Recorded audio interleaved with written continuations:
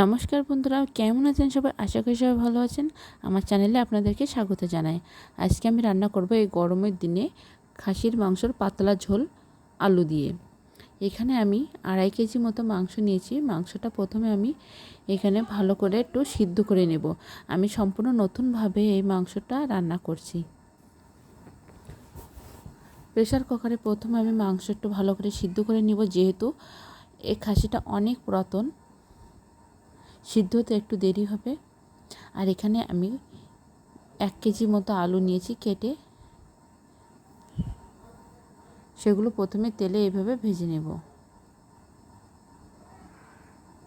ভাজার সময় সামান্য একটু লবণ দিয়ে দেব।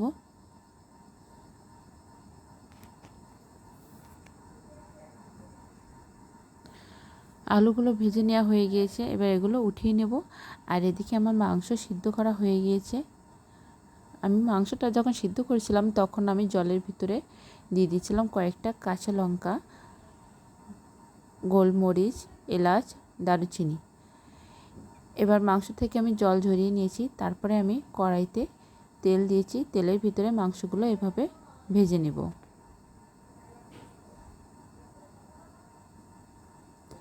এই রান্নাটা করেছি আমি একটু ভিন্ন স্বাদ পাওয়ার জন্য।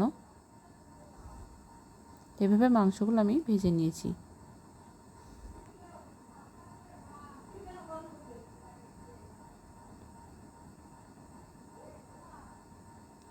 এবার আমি ফ্রাই প্যানে দিয়ে দিলাম তেল, তেলের ভিতরে দিয়ে দিলাম পেঁয়াজ কুচি।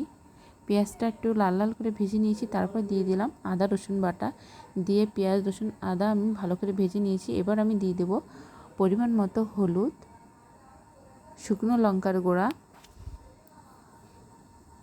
স্বাদ মতো লবণ। তারপর একটু নাড়াচাড়া দিয়ে দেবো। এবার দিয়ে দেবো জিরার গুঁড়া, মরিচের গুঁড়া।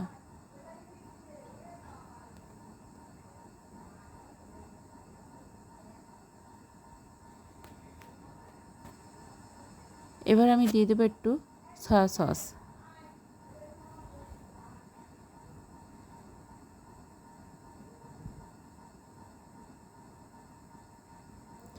তারপর আমি দিয়ে দেবো টক দই। দিয়ে মশলাটা আমি ভালো করে রেডি করে নিয়েছি। এবার আমি ভেজে রাখা মাংসগুলো মশলার ভিতরে দিয়ে দিলাম।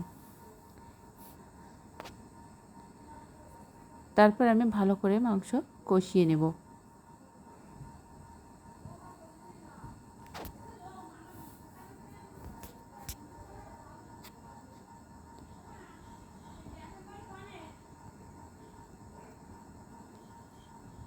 এবার আমি দিয়ে দিয়েছি জল। তারপর ভালো করে কষানোর পরে এবার আমি দিয়ে দেবো আলুগুলো।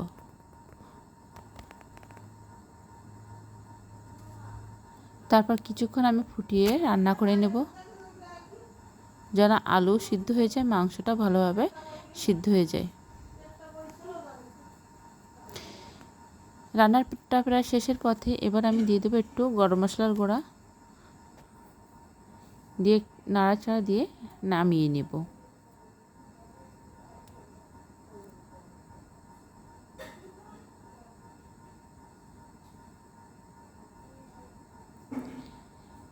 এখানে আমি চর্বি ছাড়া মাংসটা রান্না করছি, যেন গরমে কোনো সমস্যা না হয়।